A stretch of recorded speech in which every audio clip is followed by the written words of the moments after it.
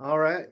Welcome, everybody. Let me get it kicked off. I'm a little under the weather, so pardon me if I sound like that. But didn't want to miss my favorite call of the sprint. Sprint demos.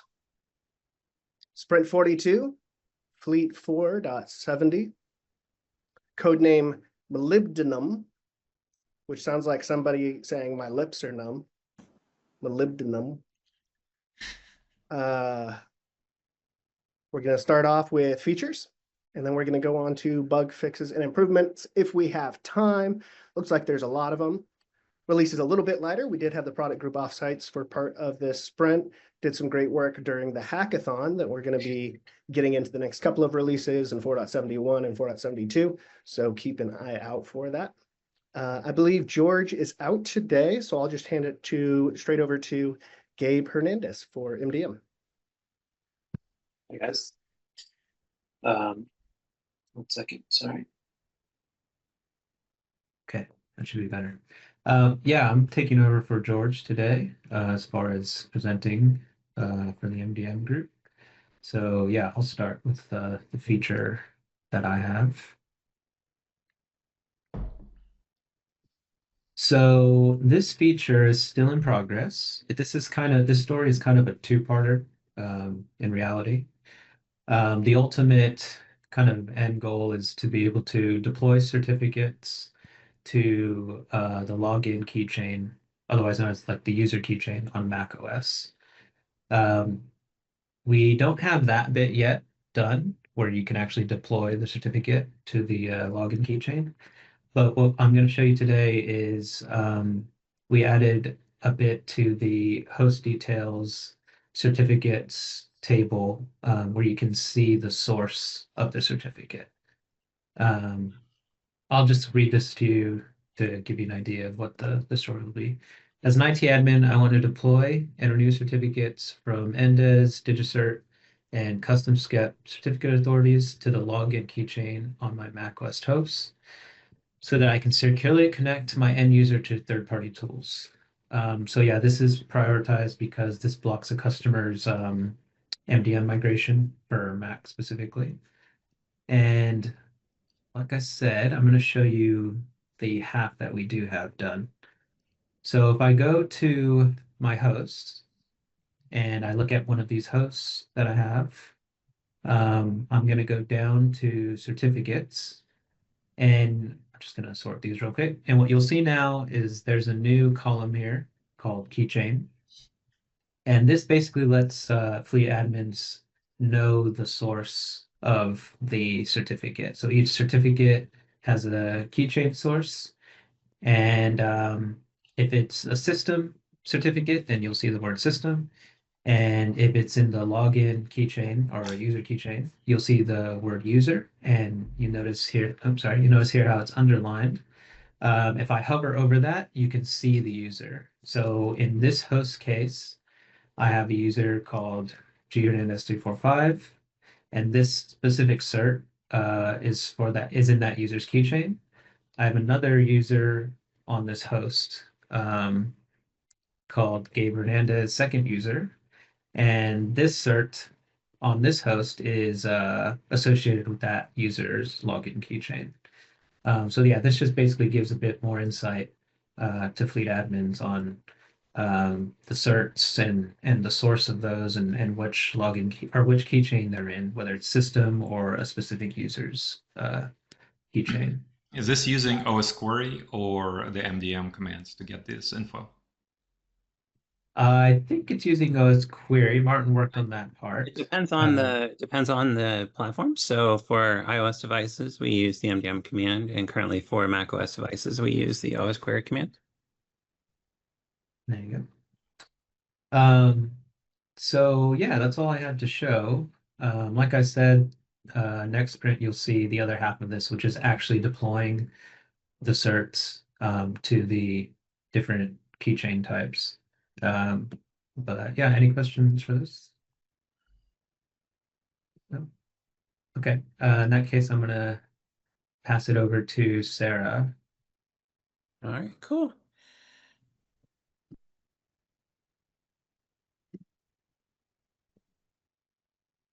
So we have more in the land of certificates. This time we're looking at the story to add some additional security to the SCEP proxy implementation. So currently, well, I'll read the story first. As a security engineer, I want Fleet to use a one-time code before it sends certificates from my custom SCEP certificate authority.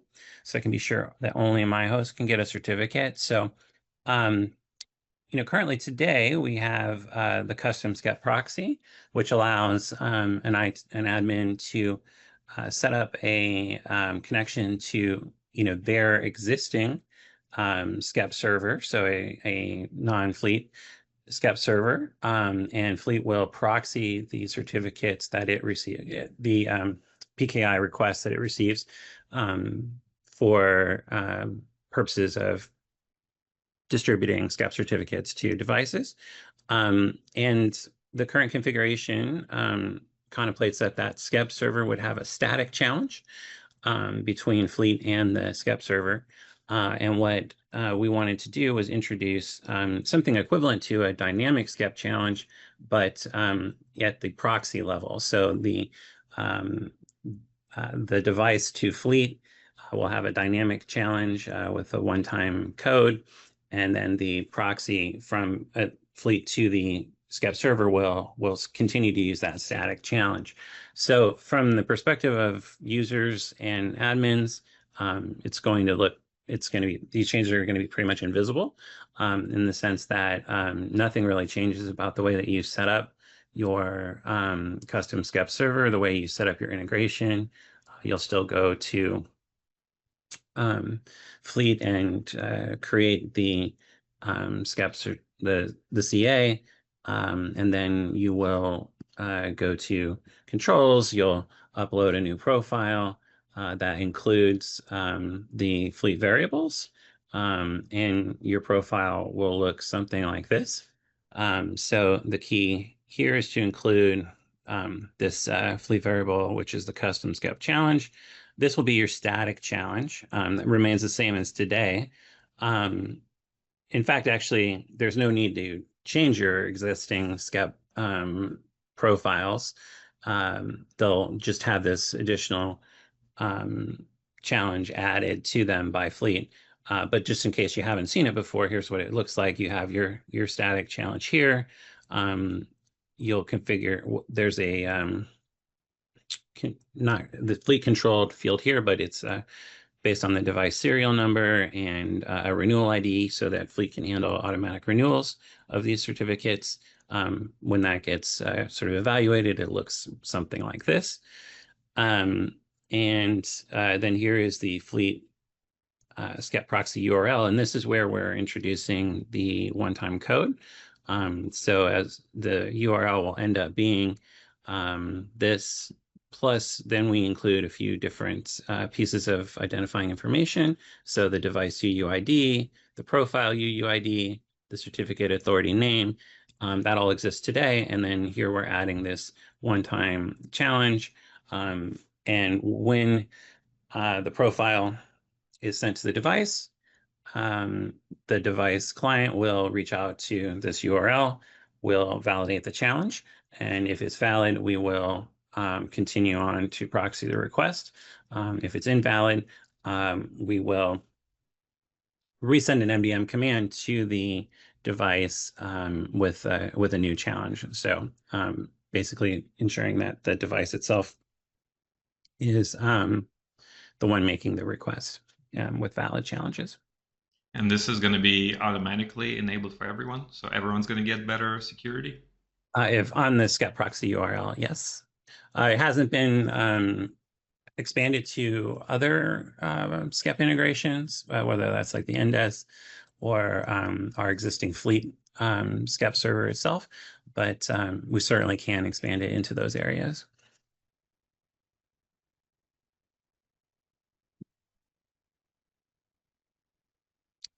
That's that. So I'll turn back to Gabe, or is it Jordan who's up next? There was just one more bit of share my screen one more time. So Martin, who's not here today. He also worked on one last story that we had, which was a research story. Basically, the issue that he was looking at was for one of our customers who have a lot of configuration profiles, the setup experience they were seeing was taking quite a long time for them. I think it was like 40 plus configuration files they had. So he basically did a scope of work, which was researching how we can improve this performance. So yeah, it doesn't take so long for them. There's he didn't make the actual fix, but he did the research and he did put up some work that was a proposed fix, but I think it's still there still needs to be work done around that. So I'd probably look maybe next release for this to be actually fixed. But as far as the MDM features, yeah, that's it. So I'll throw it to Sharon now. Okay, great. Luke, anything in between? Nope, straight to you. Okay, I'll start with some delay news. So unfortunately, we're not able to ship the conditional access feature. Since there's only one customer, Numa, that will use it only at end of June, the impact is probably not that big. However, it will not be shipped in this version, and it will be shipped with 4.7.0 together with an agent change that we need in order for this to be completed. And from here, we'll move to Victor and the Android MDM feature. Thank you, Sharon. Let's go ahead and read the story. As an IT admin, I want to remove the Android MDM feature flag so that I can enroll BYOD Android hosts and know that OS updates, configuration profiles, and more is coming soon. So as you guys probably know, we have had Android enabled in Dogfood for quite a while, but it has been behind a feature flag so that other customers, general customers, were not able to use it. And in order to remove the feature flag, we needed to proxy requests to the Android management API through fleetdm.com because we're going to be sharing a single Google account, and then each Fleet server is going to have its own enterprise for managing their own devices. So this work was basically hooking up our server to fleetdm.com proxy and integrating them, making sure they're all working together. So as far as visually demo stuff, there's nothing new visually. And if you want to see how Android looks like, you can refer to the previous sprint demo. I have a link here in the video. But I did want to mention a couple caveats. So one caveat is that the proxy is looking at the Fleet server URL. So this means if you have created an Android enterprise, if you enabled Android with that Fleet server URL, and then for some reason you wiped your database and lost everything, if you go and try to enable Android again, the proxy is going to give you an error, and there's going to be an error message.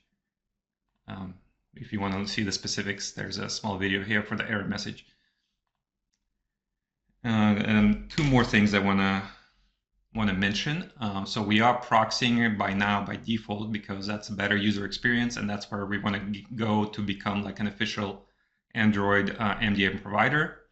But it is possible to connect your local Fleet server directly to Google by setting these development flags. I'm just marking it as an FYI. It is not officially supported by customers, but it can be used for development to go directly to Google and not go through the fleetdm.com proxy. And another call out I wanted to make is that this change is not really backward compatible, so we would want to turn off Android on our dog food before we update to this new backend which will use the proxy. I have the additional documentation here, contributor docs that I was showing. We also documented the proxy endpoints, and the feature guide has been updated to remove the feature flag. Any questions? All right, back to you, Sharon. Okay, thank you, Victor. Next, we have Jacob presenting a searchable drop-down for teams, for companies that have many teams. There's now an ability to search for them. Jacob, take it. I think Jacob's not here, but Oh, I'm sorry, he Jacob does is- have a video for this in the next one. Yeah, sorry, my bad. Yeah, Jacob is off today. Sorry, Scott, did you want to present it, or I can He's do it? got, I think he's got videos for this one on the next one. I think Yeah. they have the stories in them too. So he's probably Yeah, let me- fit. 1 second. So 1 second, I'll send the demo.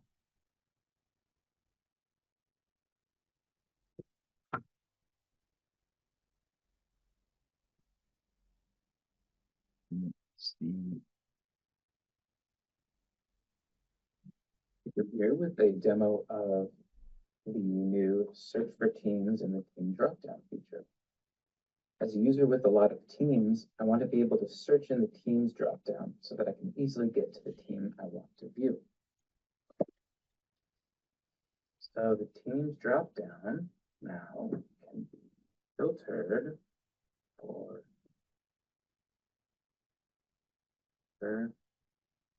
who you're looking for. And get through it with your arrow keys, select a team, search again.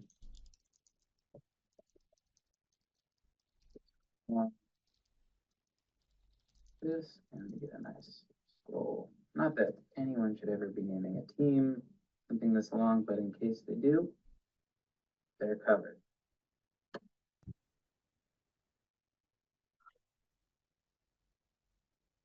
Okay, that was the team search. And from here, any question about that? If not, then I'll switch it. Scott, please take it for showing filter host by batch script execution status.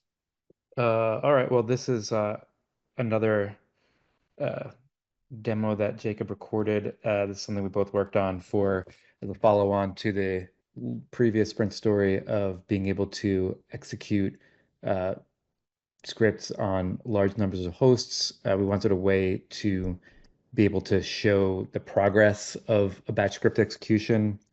So this is a UI and a backend for being able to filter the current host list by a script execution to show which hosts are currently running the script, which have run the script successfully, which ones have failed or errored out. Actually, Sharon, would you mind sharing the video since you already got it working? And Yeah, sure. I don't, that way I won't screw up the audio. Yeah, no problem. 1 second. Thank you.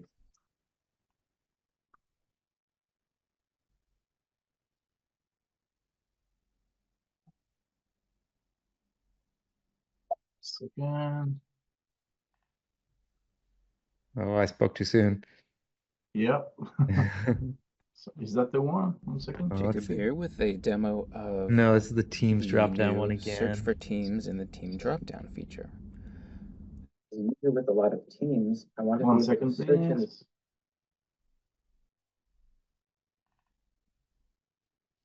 So you should not angry the demo gods and say you already have it figured, I'm guessing, but let me try again. My bad, I apologize.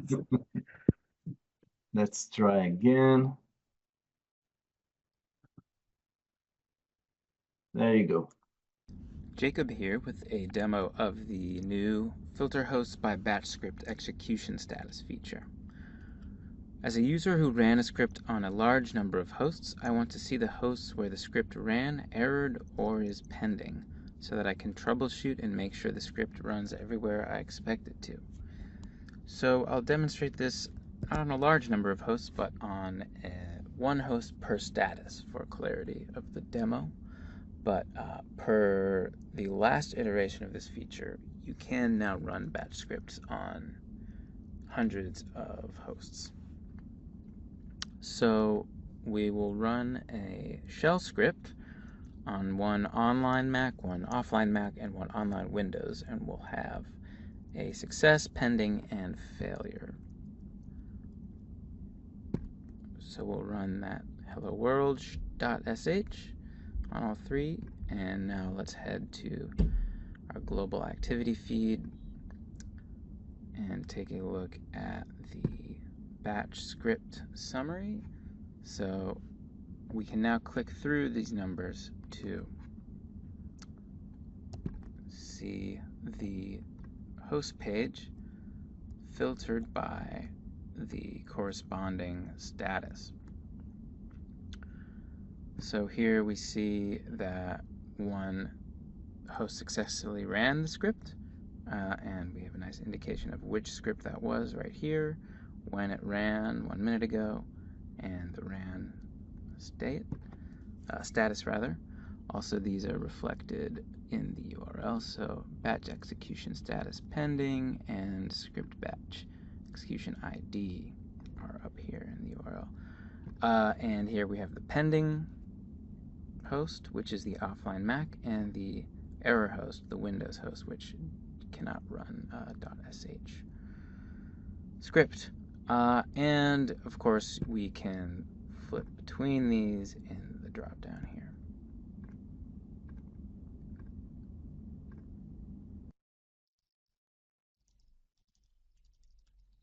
Okay, thank you, Juan and Jacob. Thank you, Scott and Jacob. And next we have Juan presenting wiping Windows hosts, put some laptop in a non-bootable state. That was a bug, and it was fixed. Actually, a feature that Juan will present. Juan, I believe you're on. Okay. Yeah, actually, there's a video on the doc. If you don't mind playing it. Yep. As long as you didn't say everything is all set up, then that's good. So 1 second. Okay.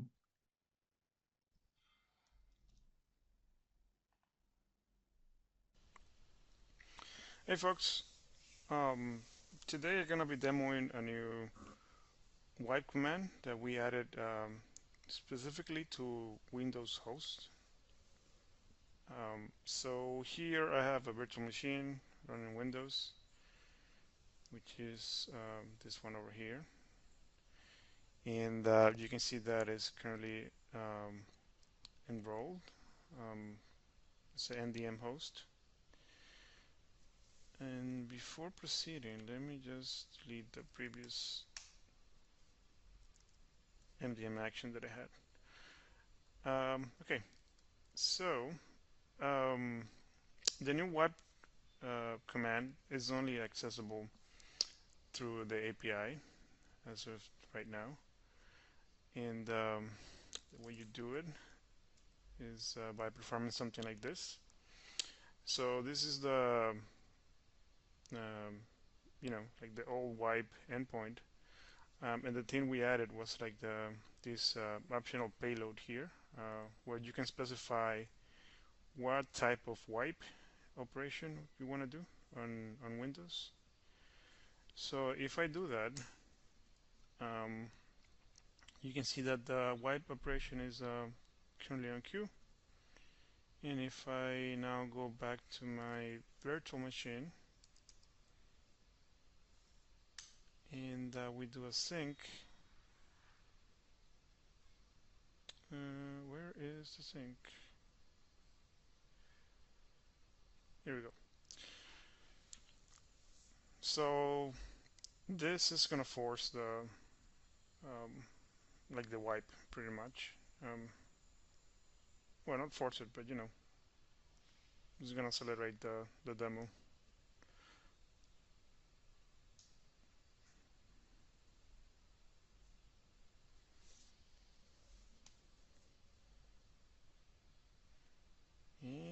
second now.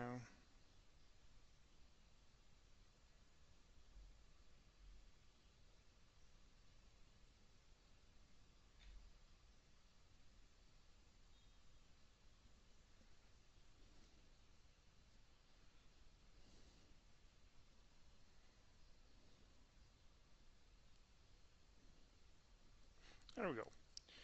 Okay, so right now it's doing the wipe. So one particular thing about this new wipe operation is that it is more or less reversible, in the sense that if for some reason is interrupted, Windows is going to try to revert the system to the previous state, which we're going to see now. Let me just wait a little bit for like like the wipe to start rolling. Okay, so now if I force power off, yada yada yada, yes, and I turn the house back on again, Windows should try to revert the wipe and leave the system in a consistent state, which was like the issue that we had with the old wipe operation on Windows.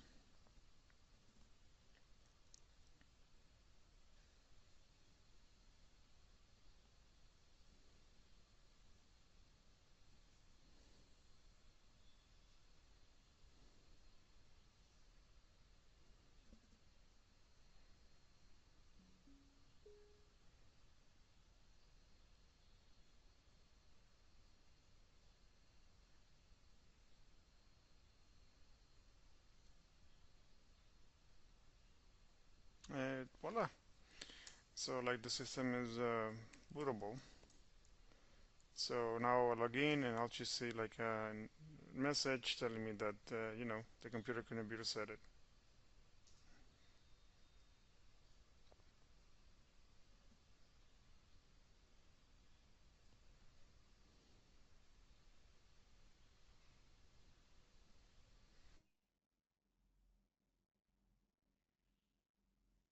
I think I cut the video a few seconds before the end. Let me just reshare it 1 second. No, that's okay. I don't think there was much. Yeah, like the important part is that the end they Okay, Juan, you're a little bit cut off, but yeah, I mean, there was just it was just the end of the video. Any question for Juan? Okay, so that summarizes the features. I do believe we have some in the OS query part. I'm not sure if it's only bug fixes. Hopefully we'll leave time for that. And back to you, Luke. Thank you, orchestration. Some great work there. I'm looking through the attendees. I see we have some cute furry friends have joined us.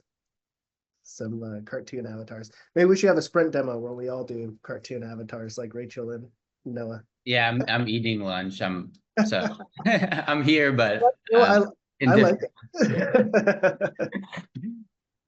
I always know what Noah's eating because he turns into a cartoon squirrel. It looks like I'm talking, but I'm eating. All right, last but not least, for features, over to Tim and the software product group.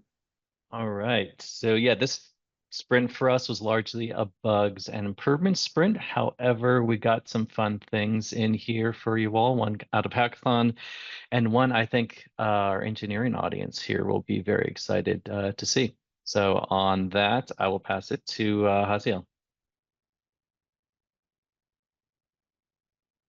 Hey folks. Share the screen.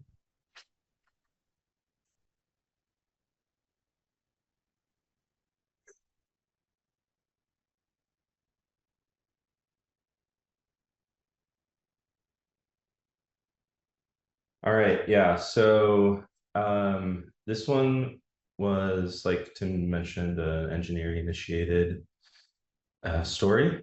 And then the user story is, as a fleet contributor, I want to have CI validate that proper collations were added on new migrations so that I can avoid creating issues for customers when they perform database migrations. So this came out of a few different customer issues that came up with regards to collation. I think all the engineers know that we seem to like perennially battle with database collations, and which basically, like, for folks that aren't living in the database, is like related to how the database stores and manages text. So different collations lead to the text being rendered in different ways. We have a standard one that we try to use, but sometimes things kind of get wacky. And so the goal of this was to basically add a test that will run during CI. So whenever there's a new PR, and it will basically try to catch if you accidentally used a collation that you weren't supposed to, which could even be the default one. So the one that we use, that we've standardized on, is different than the default MySQL collation. So now when you create a new migration and you create your PR, the CI job will run this test and make sure that the collation matches up. And I can do a quick demo here.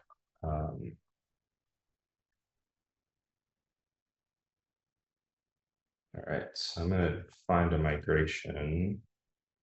I'm going to use this one because it's one that I've used before.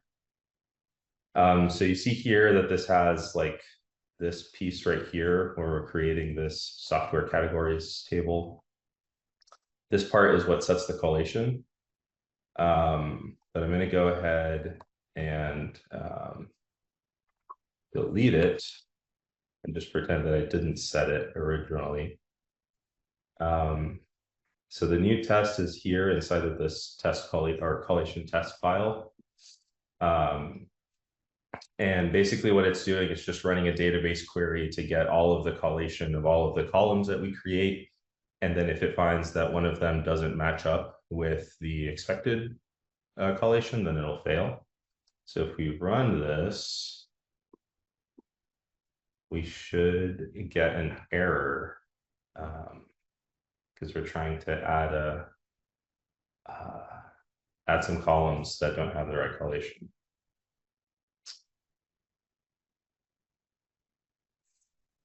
So this is like recreating the whole database.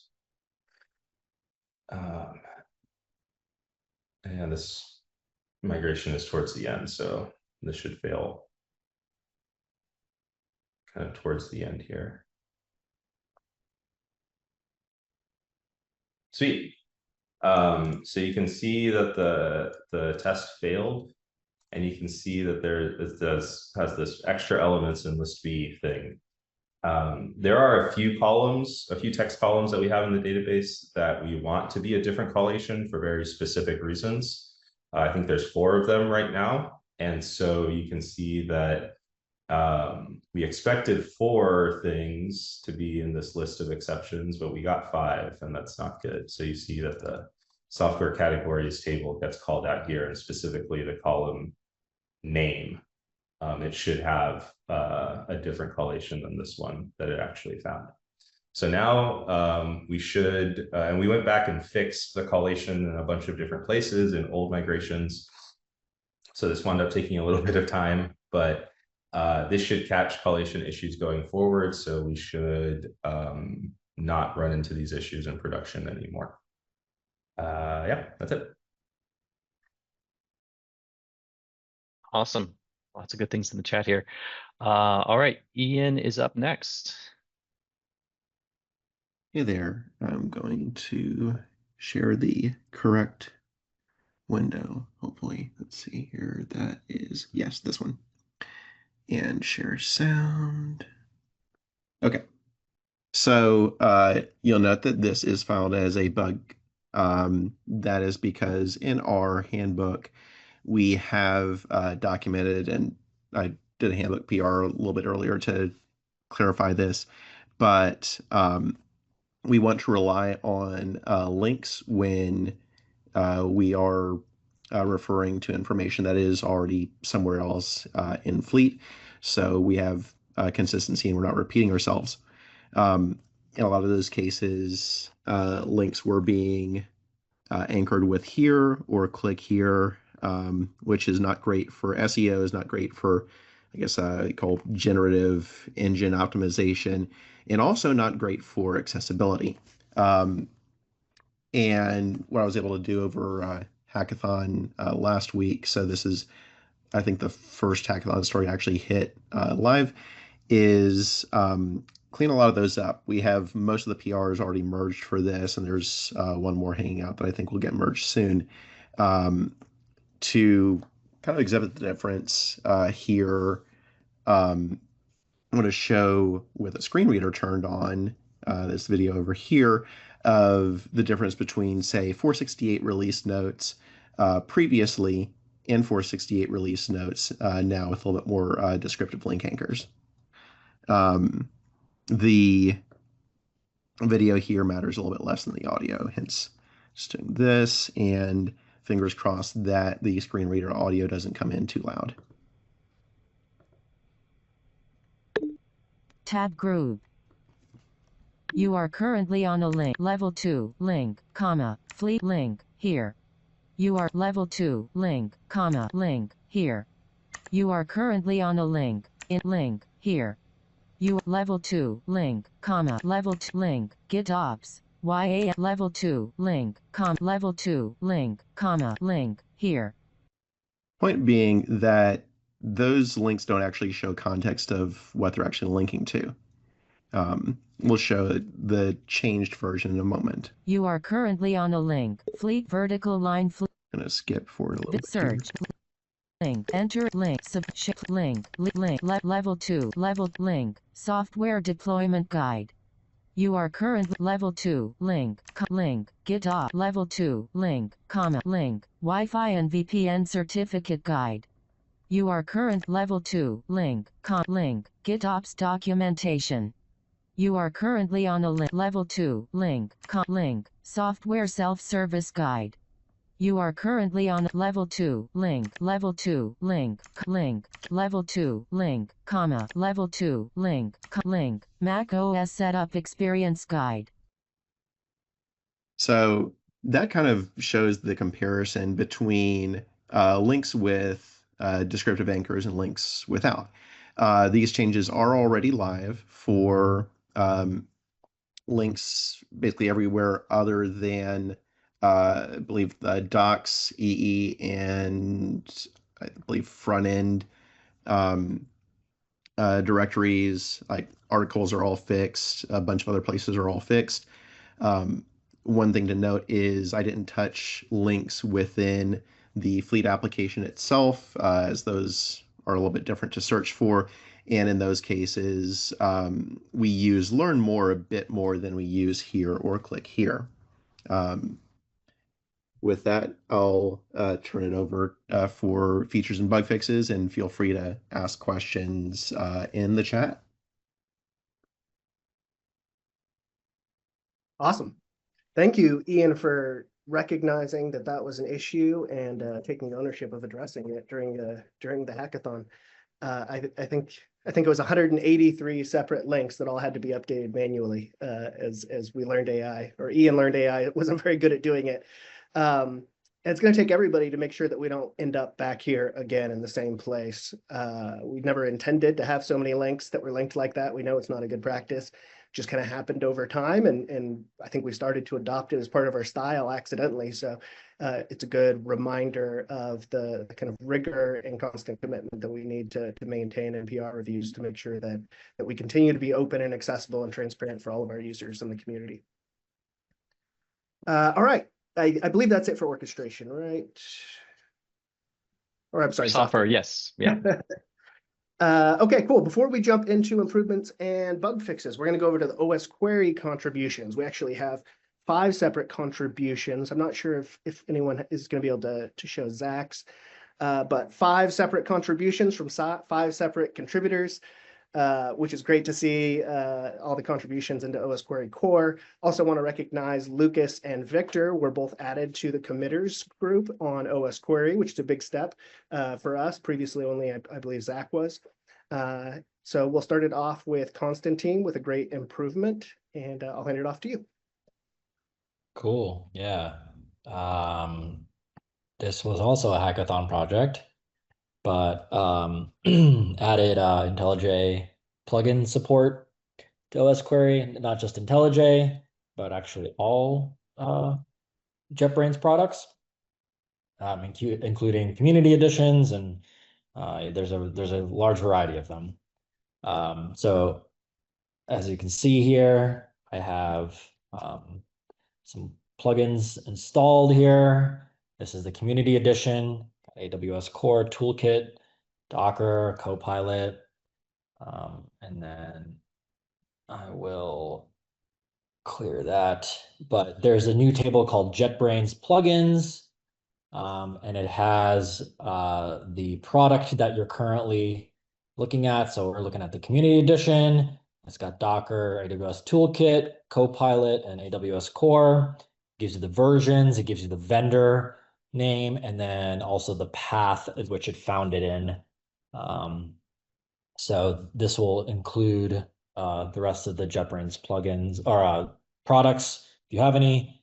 There are some things that it doesn't support yet. I listed them here in the the issue, but it doesn't support like the where path kind of thing that, like, for instance, the Python packages supports. It also doesn't support, like, JetBrains allows you to customize the plugin path. So it just looks at the default location, which is these like app data, JetBrains product plugins or library application support. But this is obviously kind of a V1, and as customers use it, we can address some of these issues if they even have them. So that's it.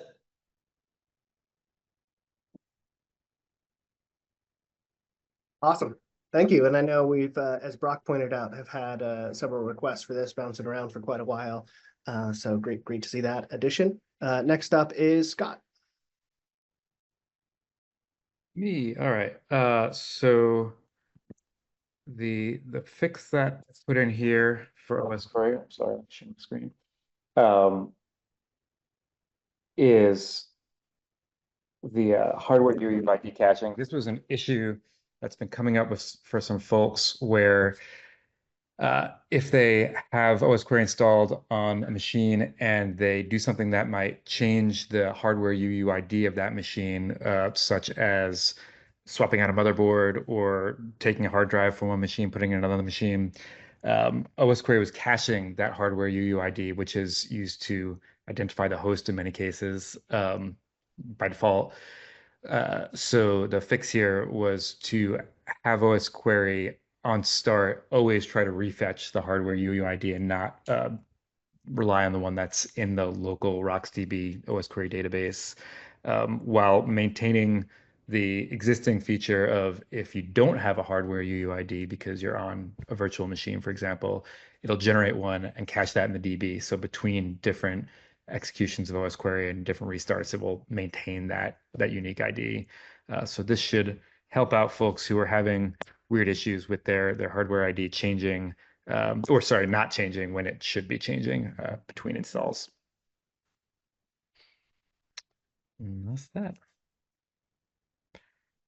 Cool. Thank you, Scott. And next, Dante.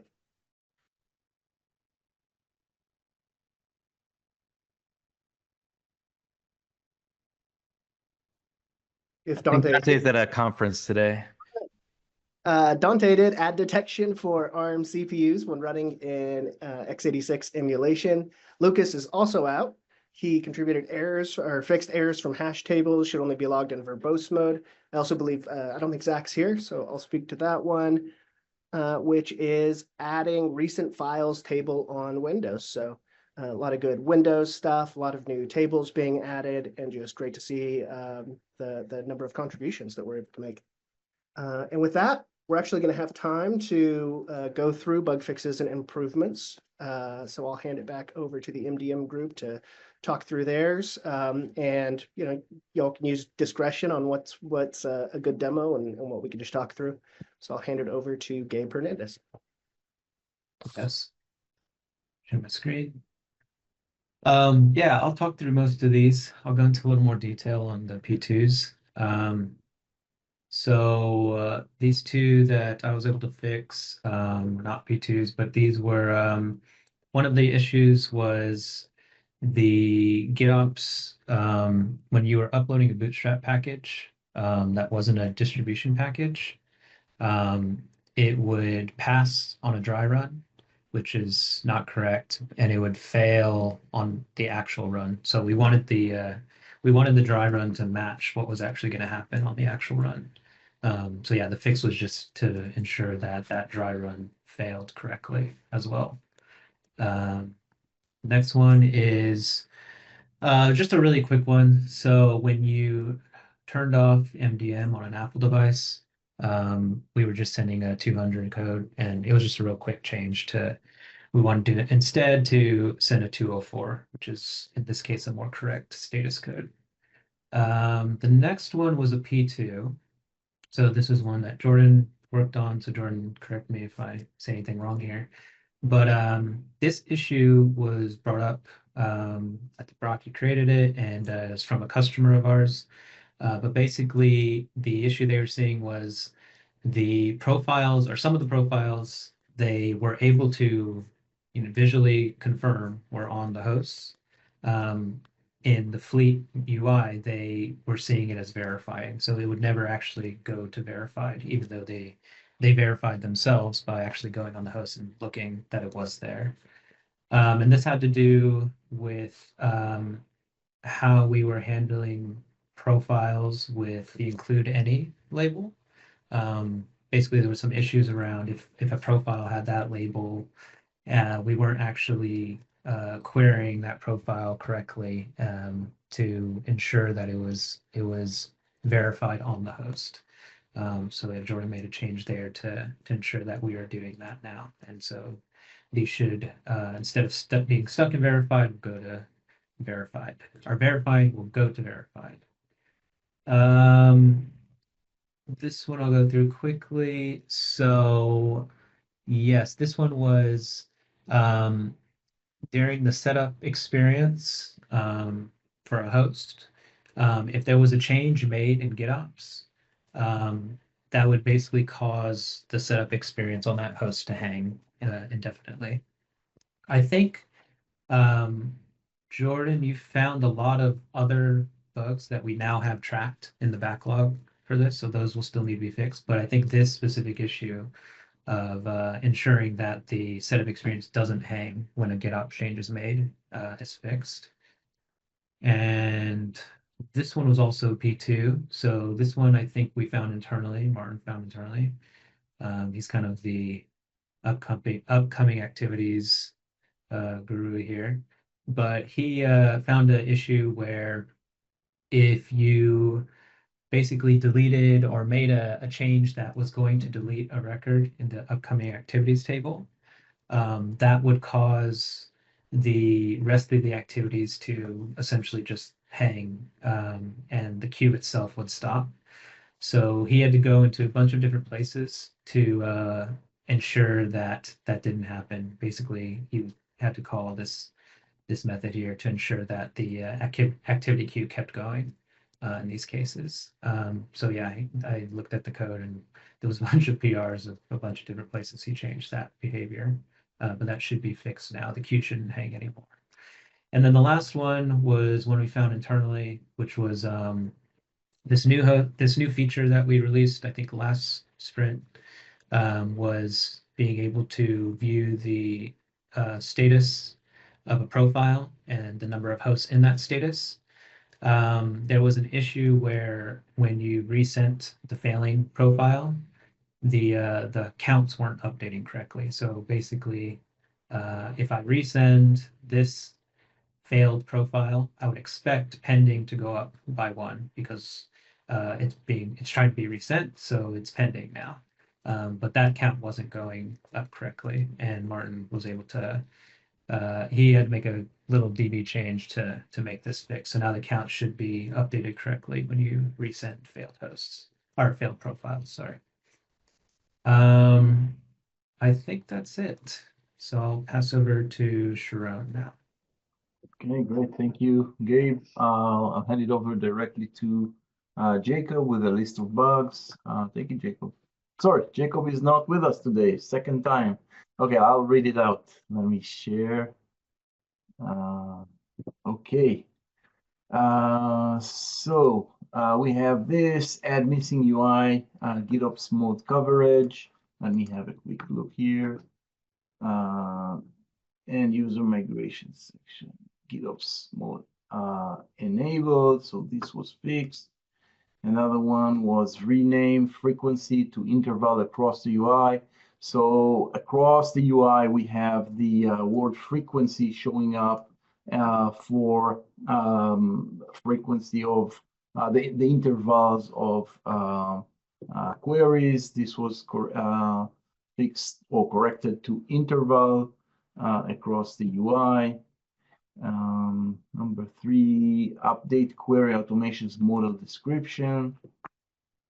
This was a copy change, I believe. Update query automations model. A copy change, so I will not dig into this. Update disk encryption key font. Again, that is a key font change. Make password field styles consistent. Again, we had a inconsistent things. We had several of these that were fixed lately. Another one of them. And that is the list for Jacob. Also, Dante is not here today, so I'll cover that. Several CIS queries failed due to wrong check of settings. We typically check that the user, this is something that happened several times. We typically check with the queries that the user is null in order to check that all users are matching a specific criteria. And essentially this was wrong. We corrected that. Dante corrected that. Next, adding label by UUID or serial does not work through GitOps.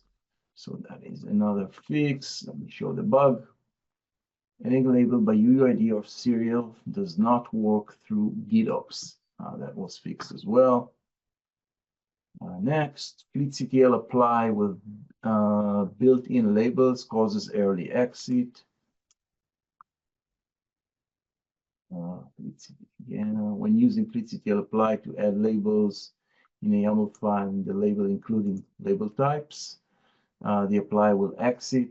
Was fixed as well. And last one, fix vulnerabilities. Found by the sum of sorry, what was this? Okay. Few vulnerabilities here were fixed, and that I believe is Dante's part. And next, hand it over to Victor. Thank you, Sharon. Got a couple small things. First, small step. So small step is a CA provider that's able to basically act as Microsoft NDES, behave like Microsoft NDES, and our NDES integration wasn't working with them. So I found the bug that we were using the wrong UTF encoding. So that's fixed. So now we should be able to use small step NDES with our certificate integration. Next, we were testing DDM profiles in the load test, and they were not working correctly. So I fixed OS Query Perf, which is being used in our load test. Specific issue was that when we updated the DDM profile, it wasn't showing up as updated. It was stuck in pending. So that's fixed so that we can now load test DDM profiles. And the last one, I worked with Mike Thomas to create a dark theme for Keynote. And I did the rough draft, but Mike T did the actual work. I'm going to do a quick demo of this nice dark theme for Keynote that we have now. So I'm looking forward to maybe in the next all hands using this this dark theme. Back to you, Sharon. Thank you. Next, we have Juan with a list of bugs. Juan, take it.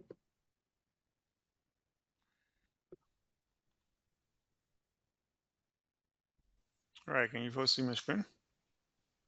Yep. Okay, so this one here was like a small UI bug with the policy count, with the result count when running a policy. So like this number here on the bottom was fixed to 0. So that was fixed.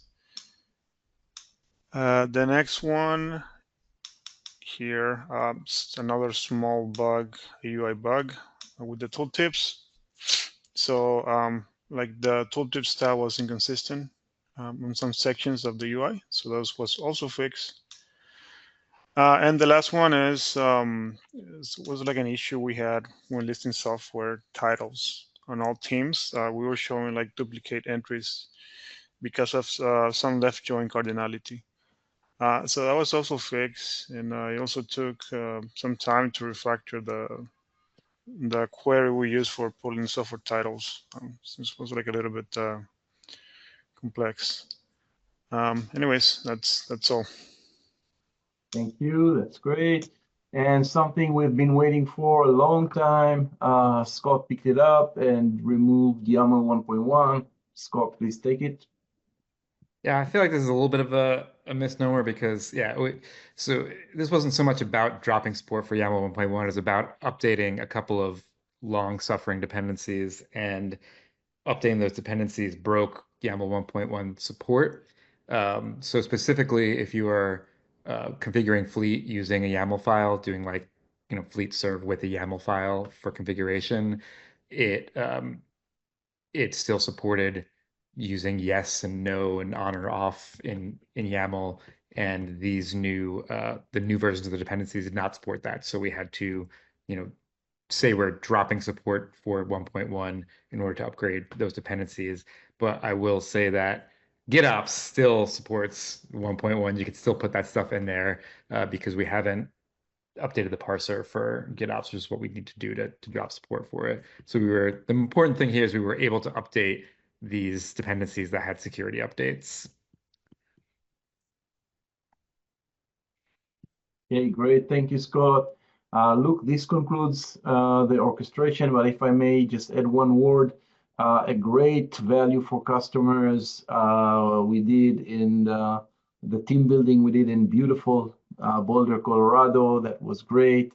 And with that, back to you.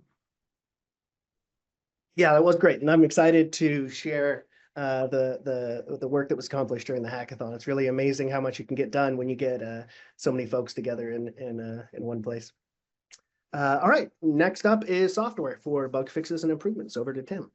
Awesome. Just a quick time check. We got 30 minutes left, so I encourage folks to kind of talk through these as fast as you can. Keep your demos to maybe to a minimum. And on that, I'll pass it on to Ian.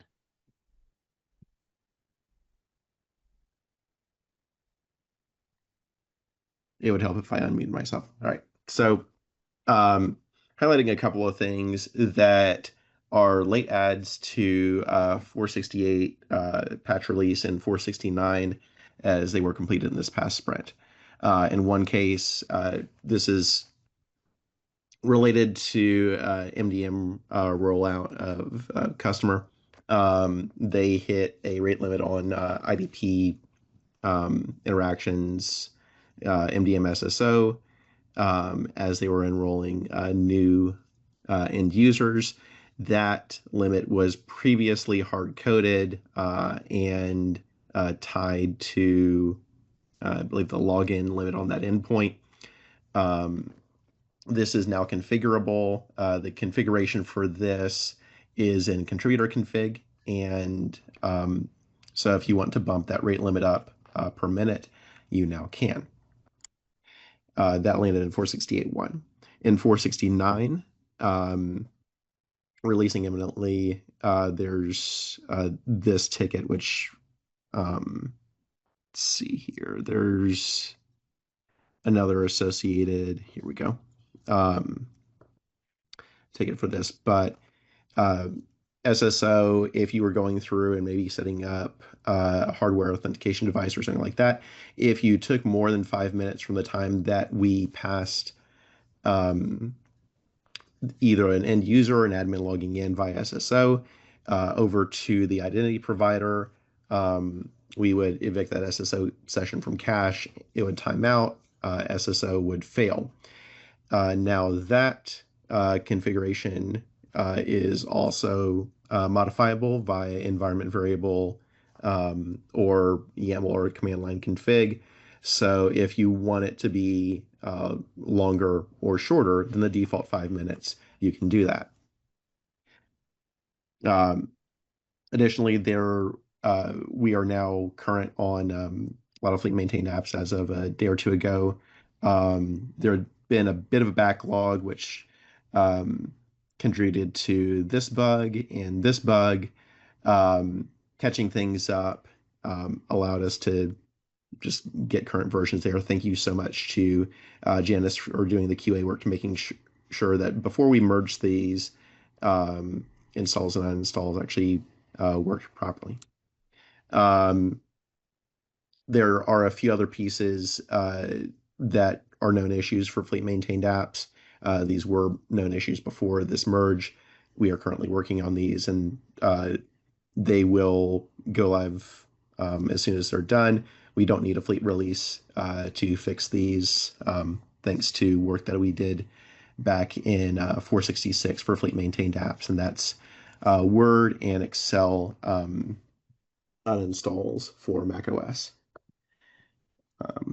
And that is it for me. Really quickly, I just want to add something onto that. The bugs that Ian was just pointing out are the result of enrollments being done at a customer that have probably the strictest requirements we've ever been given for both the speed of the enrollments and the number of simultaneous enrollments. So this is another example where, Fleet doesn't have thousands of real devices to test with. Dog fooding will never give us these results that we're getting from real world environments. So appreciate all you guys addressing these issues so quickly.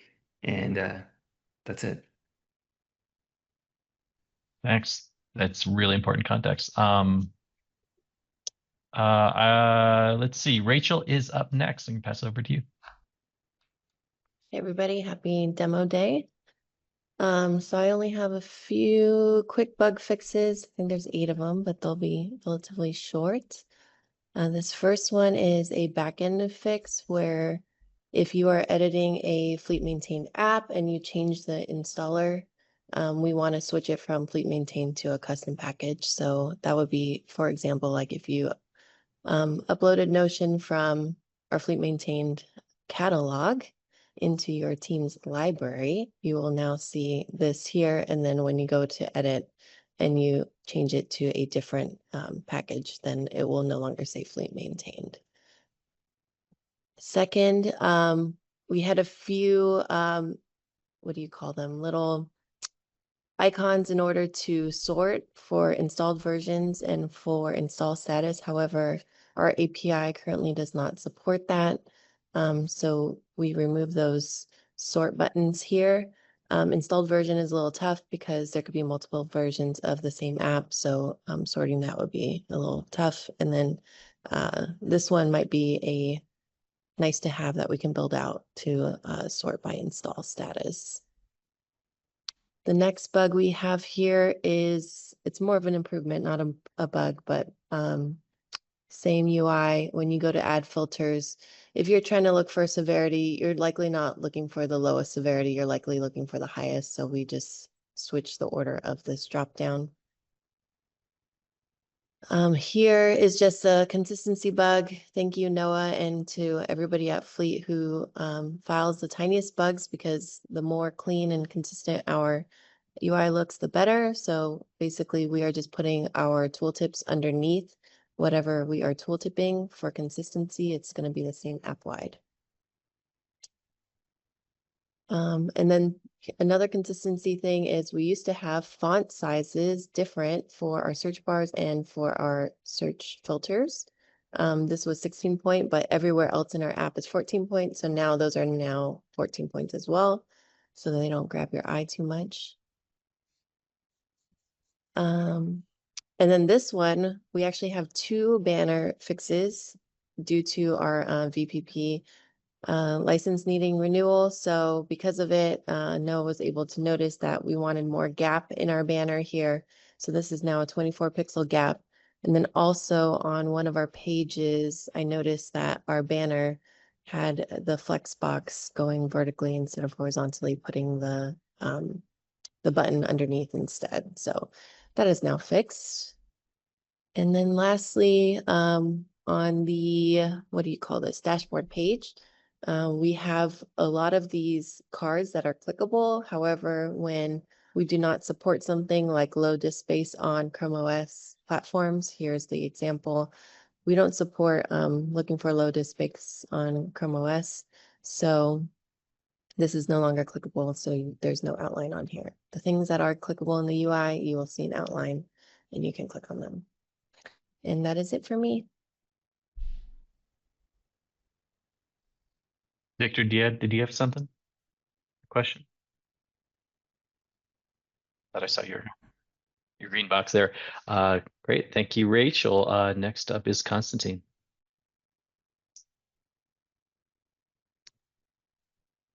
This one's quick. Well, I think the primary storage engine that we support is S3. There's some people using GCP cloud storage, and we had a failure in our software cleanup due to the incompatibility of the delete object API. So GCP does not support delete objects with an S. It only supports delete object. So we switched to that to fix this, and it's parallelized by Go instead of the delete objects API. That's it. Awesome, thank you. And last but not least, we have Haziel. Yo. All right, share.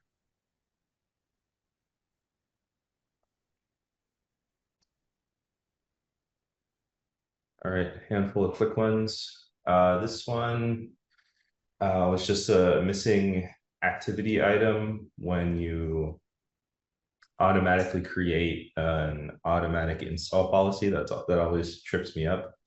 But basically, it's when you're adding some software and you tick the automatic install box. When you add this software, we should create an activity for creating the policy. So we do that now. The next one, these last 2 are FMA things. So this one, Fleet maintained app Docker installs but reports as failed. This was super tricky, and I thought I was going crazy while I was working on it, but I discovered that in the script, we were doing some checks, like basically setting up some symlinks.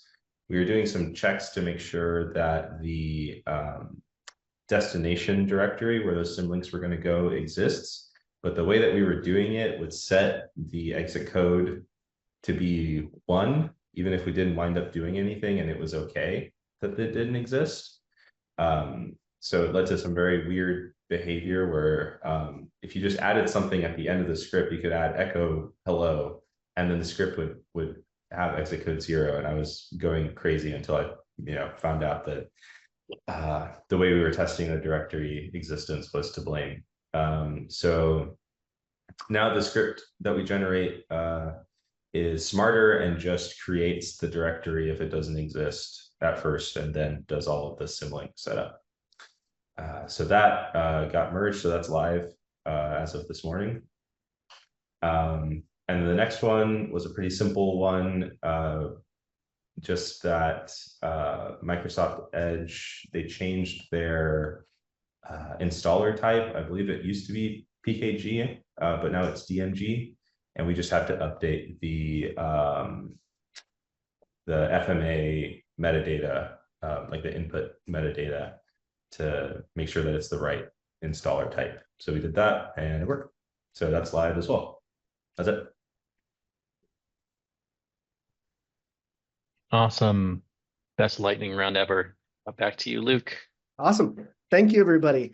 And I actually forgot that I have a contribution, a feature in this release that I forgot to add. So since we have a little bit of time, I'm going to go ahead and demo that. I don't get to get into the code very often, but when I do, it's fun. I sounded like the most the most interesting engineer. He doesn't code often, but when he does. The right stuff. All new fleet instances come pre-populated. Actually put this under orchestration, but we moved it through MDM, so I'll move that. The right stuff. All new fleet instances come pre-populated. As a new fleet user trying fleet for the first time, I want my fleet instance to be pre-populated with resources like queries and policies so that I can more easily understand fleet's values. I will also update this to say and teams. And the purpose here is we want to demonstrate our best practices for how to organize fleet. That's a big part of our value proposition, and it makes it much easier for folks that are spinning us up and giving us a try to see and imagine how fleet can be used within their organization. So I'm going to walk you through the setup process. Before I go into that, we've created this starter library in GitHub, and this is imported at runtime when setup is initiated for a new fleet instance. What that means is this is decoupled from the fleet instance. We can update the content that's pulled in here without having to ship a fleet release, which is a direction we're going to for more and more of this type of data that we're importing and ingesting, which of course just allows us to be more responsive and more flexible and kind of more agile with what we want to have up here. So let's go over here. We'll go to new fleet setup. We'll go with my old favorite, Jean-Luc Picard.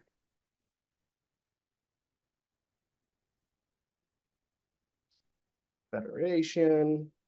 Added a little loader spinner here. So loading.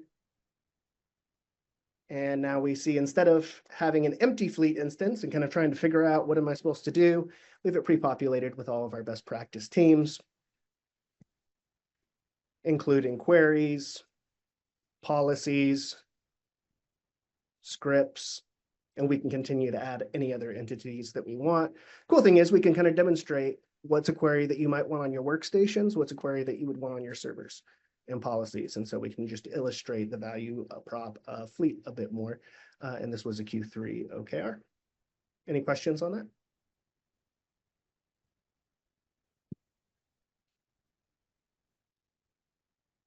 All right, cool.